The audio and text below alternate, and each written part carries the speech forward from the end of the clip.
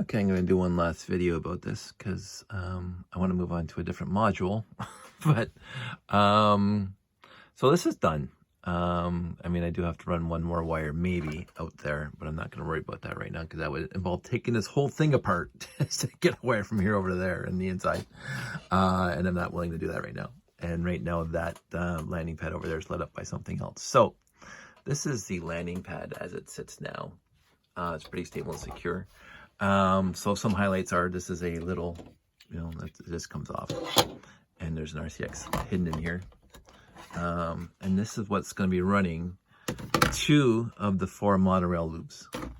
So again, it plugs in because I got the old 9-volt connection. So this plugs in, and so it's powered during the show. I hit run, and then, I can actually turn on now, and I walk away. I'll plug it in there. But anyway, I won't talk about that too much right now. Maybe if I have time at the end of this video, but it's just a press fit. That's all that is. But this part is the really cool part. So this is the plan. So this is going to be on the edge. Just think this is the plywood that this thing is sitting on top of at a show. So this is going to be on the edge here, and I might do a little bit of finagling here because I will be cutting base plates at some point in the future. So don't yell at me, but I have to get these power connectors to come up through here, and then one has to go to the RCX, one has to plug into here. But for now, this is the edge. So this is the power supply. This is 3.3 volts, 2,500 milliamps. You plug it in, and all of a sudden it's on. That's it. So so I basically put the piece of plywood down on the layout on the joist that I have, and then I come back later and I pull this up to between the 2 pieces of plywood, because this is one of the seams, right? If you look at this thing, basically I'm talking about this is right here. So let's turn it over so it's in exactly the same direction as this thing. So 7, this little square here signifies this round thing. Anyway, so you got this plate and that plate are this plate and that plate. And so this little line here is this guy right here. Basically, this is where the seam is. This is right on top of the seam. So, and this wonderfully hand-drawn is the 2 pieces of plywood that actually are there. So this is 7, this is my module 7, this is my module 4. So what I'm going to be doing is on the plywood itself, I'm going to be cutting out with my jigsaw or my hole cutter saw. I'll cut a little half circle there, probably a ½ inch in diameter, so it's not taking off too much from the plywood, but it'll give me enough room to bring up the power cords that I have. And right now I only have to bring 2 power cords. I have to bring this guy, and I have to bring this guy up. So these 2 wires have to come up, and one has to plug into here. And then and again, if I do a show where I don't have to light it up, I don't have to worry about that at all.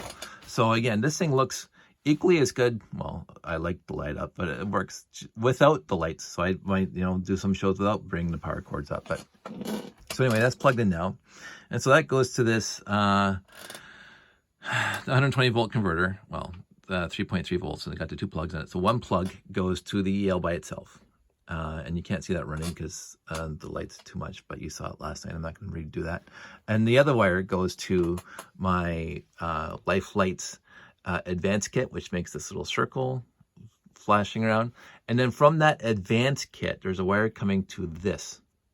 Because again, you can daisy chain the basic / advanced kits.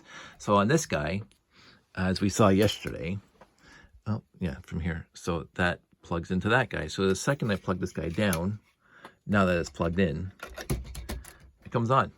The end, right? And so that's the second one. So I got the advanced in there, I got the basic there, and then I put this guy on top. Again, try to do this one-handed.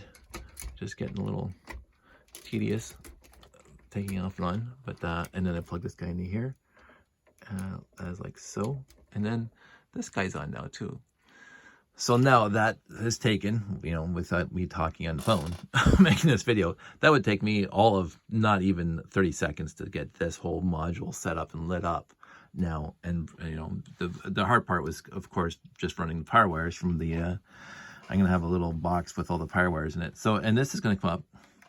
I want to show you this too. So this is, I don't know if I'm going to be able to do this one-handed. So that I won't worry about that, but basically I put a hole in the middle so the wire can go between those guys. But this plugs into the RCX like that.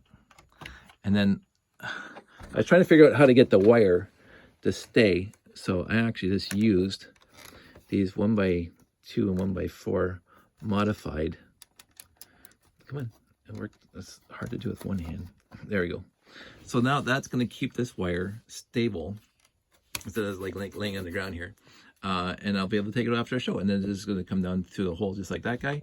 And you have to look closely to see the wire, because again, the wire is going to be hidden basically by those rocket thrusters, or the vents. They're not rocket thrusters in this regard, they're vents, because again, when you put a rocket on top of there, all the thrust, like, you know, watching Commander Tom when we were kids, that has to go somewhere.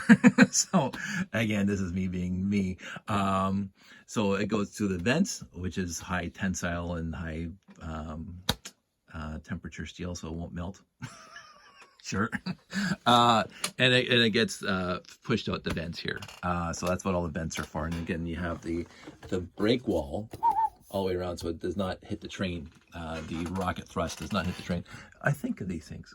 So anyway, because again, when I was 10 years old and I received my first classic space set, I said, these people have to live and work somewhere. And so my whole life, for the last 43 years, I've been thinking about making this layout. I had no idea it was going to look like this when I was 10. I'll give you that, because again, classic space was just in its infancy with the whatever 6 or 7 sets they came out with that year, and I got the 918. A year later, the Galaxy Explorer came out, and all my friends got that.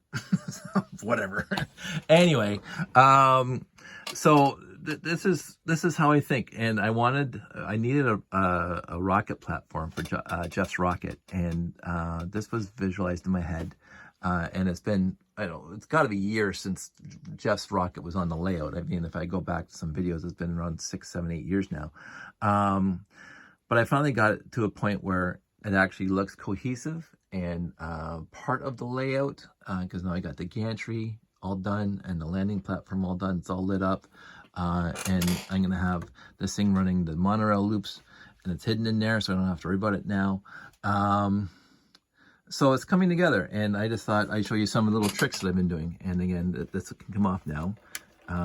So that's just a way of holding a wire. It's a Lego wire. I mean, this is the power supply for the train controllers, but I needed a way of holding that, and I just came up with that last night, and I thought, hey, that's going to be good enough. My only sad part is that this top one, the 1x4 with pin pointing down, doesn't come in, well, it comes in red.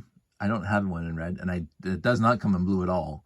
So I was going to make this blue, but I couldn't, because this 1x4 modified plate with pin doesn't come in blue, and I don't have them in red because I never bought the sets that it came in. So I'm just going to use black, and who's going to notice that? So, me. But it's because I like red to show the parts where, you know, because this is what, don't worry about the blue, this is the red, so you have to pull these things out. When I take down or set up, I want everything that I have to touch or move or whatever, disconnect, to be red. Even my landing platforms have a red piece that connect it to the tower, because then you know immediately where you have to disconnect before you start ripping things apart. That's how I do things. So all the disconnects are red. This one's going to be black. And it's not a disconnect, it's basically just to hold the wire. Anyway, that's 8 minutes longer than I wanted this video to be. So I was hoping to be quick. So there you go, guys. I'm going to put this thing in a box now. I'm going to pull out another module and work on that, possibly the habitat, and make sure that's all wired up nicely. And I want everybody out there to take care. So I'll talk to you soon. Bye-bye.